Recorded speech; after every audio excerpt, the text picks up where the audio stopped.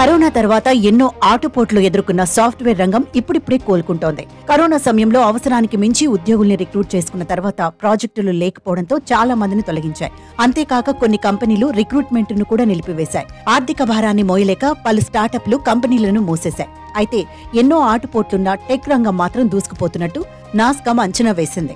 2023-24 ఆర్థిక సంవత్సరంలో ఆదాయం 21.08 లక్షల కోట్లకు చేరుకుంటుందని నాస్కామ్ తెలిపింది. గతేడాది ప్రపంచవ్యాప్తంగా కంపెనీలు టెక్నాలజీ పైన చేసే ఖర్చులను 50% తగ్గించుకున్నాయి. దీంతో భారత ఐటీ కంపెనీలకు వచ్చే కాంట్రాక్టులో 6% పడిపోయాయి. ఇలాంటి ప్రతికూల పరిస్థితులు ఉన్న దేశీయ టెక్ పరిశ్రమ ఆదాయం 3.8% వృద్ధి రేటుతో 21.08 లక్షల కోట్లకు చేరింది. హార్డ్వేర్ రంగాన్ని మినహాయించిన ప్రస్తుత ఆర్థిక సంవత్సరం టెక్ పరిశ్రమ ఆదాయం $19,900 కోట్ల, అంటే సుమారు 16.51 లక్షల కోట్లకు చేరనుంది.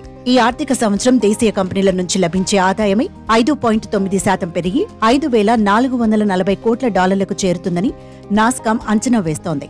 ఎగుమతుల వృద్ధి రేటు కొద్దిగా తగ్గినా దేశీయ మార్కెట్ ఆదాయం చెప్పుకోదగ్గ స్థాయిలో పెరగడం ఇందుకు ప్రధాన కారణమని తెలుస్తోంది. ఇక ఈ ఏడాది రిక్రూట్మెంట్లు ఆశించిన స్థాయిలో ఉంటాయని నాస్కామ్ అంచనా వేస్తోంది.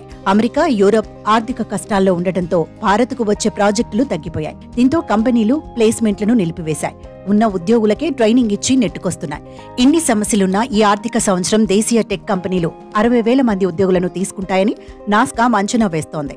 దీంతో దేశీయ టెక్ పరిశ్రమలో పనిచేస్తున్న ఉద్యోగుల సంఖ్య ఈ ఆర్థిక సంవత్సరం చివరికి 54.3 లక్షలకు చేరనుంది. ప్రస్తుతం టెక్ రంగంలో artificial intelligence, cloud computing, data analysis, cyber security విభాగాల్లో మాత్రమే పెద్ద సంఖ్యలో ఉద్యోగాలున్నాయి. కంపెనీలు కొత్త ఉద్యోగుల్ని రిక్రూట్ చేసుకోకుండా ఉన్న ఉద్యోగులకే వీటిపై ట్రైనింగ్ ఇచ్చి ఉపయోగించుకుంటున్నాయి. ప్రస్తుతం ప్రపంచవ్యాప్తంగా కంపెనీలు 6.5 లక్షల మంది ఉద్యోగులకి ఏఐపై ట్రైనింగ్ ఇచ్చి ఉపయోగించుకుంటున్నాయి.